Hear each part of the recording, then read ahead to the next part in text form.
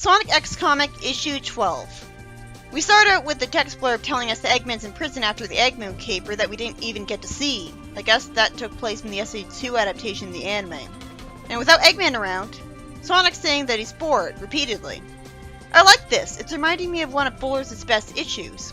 We address the fact that yeah, Sonic kinda wants Eggman around, but he's saying this to Knuckles. Why is he hanging around with him and only him again? I thought Sonic's best friend was supposed to be Tails. He doesn't have anything in common with Knuckles. He clearly isn't getting anything out of hanging out with them, aside from Knuckles' help, but they just clash so hard. Sonic naturally lampshades that Knuckles should be bored standing in one place all day. And Knuckles just says he has great strength of character to be so dedicated. That doesn't change the fact that he should be extremely bored to the point of going insane.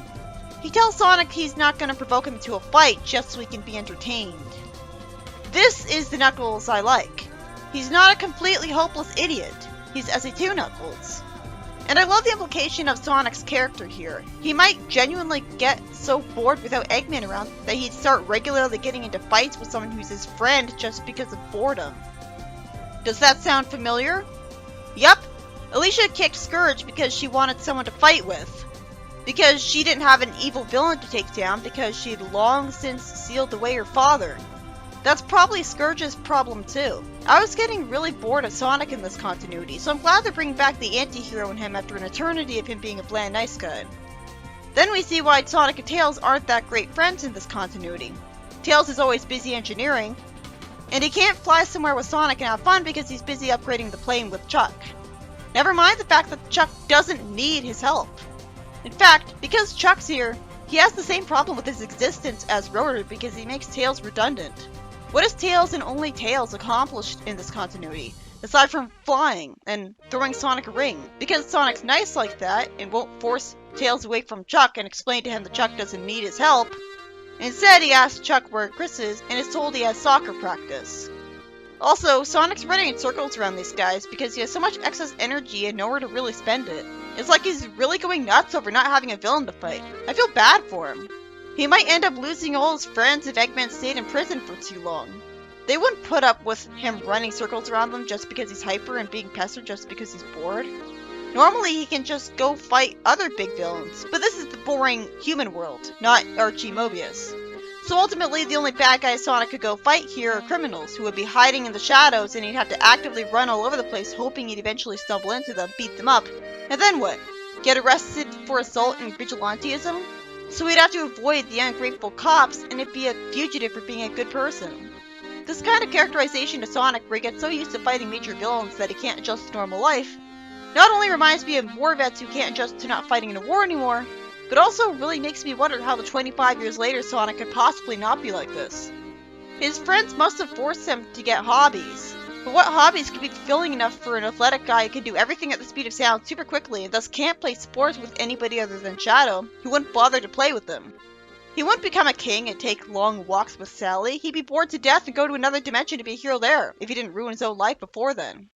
As depressing as this is, I still love the story so far. It's a brilliant deconstruction of Sonic's character. He's only in a hero position because of circumstance, and when he's not being a hero, where are his social skills? Right now, he actually thinks it's okay to grab the soccer ball away from some human kids who can't move as fast as him. Chris even has to tell him that it would be cheating to have him on their team. Fortunately, Sonic understands instead of making people mad at him by single-handedly winning a game of soccer just to show off. Chris suggests him hanging out with his Uncle Sam in the speed team. Oh right, Chuck isn't his uncle, he's his grandpa. I got confused because there's already an Uncle Chuck. Sonic was told to basically go to a branch of the police to spend his time, but then reality ensues because all they ever do is sit around. Because they only get called when they're needed. If Sonic had less morals, he would intentionally make sure he was needed, just so he'd have something exciting to do. So it looks pretty sad for Sonic here. He couldn't even stand to be a cop because cops don't always have cases. I doubt Sonic would want to stomach being a homicide detective, seeing the crime done and then trying to figure out who could have done it when that's nearly impossible with so many suspects that could be lying to him. And even then, once he find out who did it, it'd just be a matter of arresting them. He wouldn't get to have an exciting fight, because that'd be called police brutality. I like that he's hanging out with Sam, who's usually his rival. Tails is told that Gunn needs him, which makes sense as he could be an engineer for them when he's done fighting Eggman. But what about Sonic and Deed? Sonic's told that illegal street racers have been seen and they have to intercept and arrest them. Oh, so it's okay for them to speed race, but when non-police do it, then it's a crime. What? How could they follow the laws of the road and avoid getting people crashing into them or crashing into people when they're speeding just as much as the criminals are trying to catch? The street racers are too caught up in their race and eluding the police to notice the mother and child in their path, so a car rams into a baby carrier and flings it upwards.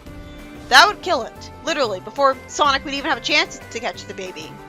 He got to look cool by catching it on the side of a building, but that shouldn't have gotten a chance to happen. Sonic should have been fast enough to stop the baby carrier from being rammed into to begin with. At least this is showing that Sonic can still be a hero, but only in some small way, and he was lucky he got a chance to do that. And he's having fun because he's using his Sonic speed. He says he'll get the green car, jumps on top of the car that threatened the baby, and damages the green car, being thanked for it because I guess there was no other way. He then stops the criminal, and why is Eggman being allowed to keep his grandfather's diary in the prison cell? Wouldn't they confiscate everything from a prisoner? Eggman says that he's already dispatched Bokoon from inside a prison with no contact with the outside world to activate his latest weapon against the Hedgehog, which was designed by Gerald originally. Okay, so did Bokoon go blind to the prison yard and talk to him there? Okay, that makes sense, but they should have explained that. And I'm pretty sure the prison guards would all tackle him at once. Eggman's asked if he wants to escape, and he's told all in good time because he still has hundreds of appliances against Sonic to repair. How could he repair those appliances from a prison? He'd be under constant supervision in a cell. Someone like Eggman would be classified as a terrorist. He'd go to Alcatraz. He wouldn't be able to have this kind of freedom that would let him still try to plot against Sonic. In fact, he'd get the death penalty immediately. This is so dumb. It's not like this is on Mobius, where at least I can understand that King Max is such a softie that he didn't use the death penalty, and just sent the criminals to the Devil's Gulag instead like a moron. But this is Earth. This is so stupid, it just pisses me off, and the only good thing about this is that the story's proven Sonic needs Eggman. He won't always have baby carriers to save. I'm surprised he had the patience to wait until Sam was called. Most of the time he won't be. I doubt every day has street racers, and they won't bother anymore with Sonic on the speed team. So he wouldn't even put up with Sam for that long. Though I like that he's hanging around with Sam, since he's usually a rival to him. Tails is told that Westwood will explain everything, and when he's thanked for coming, he says he wasn't given much choice. He's told he won't want to leave when he's shown the alien craft buried in the desert. Oh good, they did get a hold of it. Sonic burying it was pointless then. Tails is told that they need him to bring the craft systems online because their scientists can't even get inside of it. Somehow. It must be made of really great metal that can't be broken into, and have super tight computer lock security. Tails is amazed at seeing it, and Westwood thinks to himself that once he has control of the airship's weapons, he'll be the most valuable agent under the President's command. Okay, good for him. He's a jerk, but that'll still have a positive impact, and I doubt he'll actually get away with getting Topaz and Rouge fired. Tails uses the device to magically get into the airship effortlessly, and then betrays Westwood with no foreshadowing at all by saying him taking it isn't a good idea, and pressing a button to shoot lasers from it. Why? Doesn't the world need better weapons against Eggman? Doesn't Tails realize this? He's not saying that he doesn't trust Gunn not to use his alien craft against other countries on Earth in a war, giving them an unfair advantage that will let them take over the world. Doesn't every country with advanced war technology already have an advantage though? Why not add an alien airship to the mix? What difference does it make? Reality ensues as Sonic's told it could even be a week before he gets to do something with Sam again. Nope, never mind, reality doesn't ensue because immediately they get a call regarding an Eggman attack when Eggman's supposed to be locked up. Oh good, reality ensues because it's just the aircraft Tails is piloting. Unfortunately, it's more like Tails is screwing up with piloting the aircraft because he doesn't know what the buttons do. And so it's going crazy for the sake of causing conflict, and that's literally it. It's not that he's doing this on purpose just so Westwood won't get the craft. Good, that would have been really rude of him to do. Tails says that lasers bounce off the ship's force field. Westwood says weapon systems are locking in on the Guardian Beetle ships, and asks Tails if he can take the weapon system offline to protect Gunn, but he can't. Because somehow the ship's wiring repairs itself as quickly as he disconnects it. The gun beetles get shot down, which logically should have killed the people inside, and given Tails real angst over it, and gotten him prosecuted for manslaughter. Sonic runs up the side of a building to the roof when he doesn't have any rings, remember, and his spin dash gets deflected by the force field. He says that the lasers shot by the spaceship have to get through the force field first, so maybe it's their way in. The gap for the laser is too small for Sonic, but it's not too small for the grappling hook of Sam's car. I'm impressed that they're using Sam for something useful instead of just bad comedy relief. Sonic grabs onto the grappling hook and tugs at it. How is that supposed to make a difference? The lasers start damaging the ship faster than it can self-repair, and they're about to crash. All because the weapons system insists on locking up instead of not targeting anymore. I guess they don't want to press even more buttons in the hopes of getting the right one. The spaceship crashes, and somehow Tails and Westwood are perfectly unharmed after it crashed into the ground from the sky at who knows how fast a speed. They didn't even look like they were wearing their seatbelts. This is why Rings and Sonic X should grant invincibility. Tails' backpack could have been what saved him. This issue was by Joe Edkin. It was pretty brilliant that it showed off how bored Sonic gets without exciting fights in his life thanks to Eggman. And they had a good explanation for why he doesn't just hang out with his friends.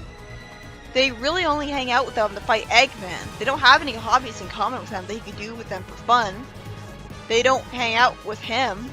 It's because they want to do other stuff on their own. Sonic hates sitting still in general, so he wouldn't like to watch a movie with them or play video games because he's just that hyperactive. He's even running around his friends at Sonic's speed regardless of how they're nervous about it. Finally, his joining Sam's speed leads him to see Tails crash an alien spaceship because the wrong button was pressed, and they didn't know how to make it stop firing, and Sonic and Sam use a grappling hook in the laser gap to make it crash. What really annoyed me was that Eggman is still somehow able to send a weapon of Gerald's against Sonic, even in prison. He should be in the hole or the first in line for the chair at this point. If anyone was going to get it, it'd be an international terrorist from another planet. Because really, that's what he is. And why does a peaceful scientist like Gerald have so many weapons anyways? He only made one weapon. The Ark was going to crash into the world.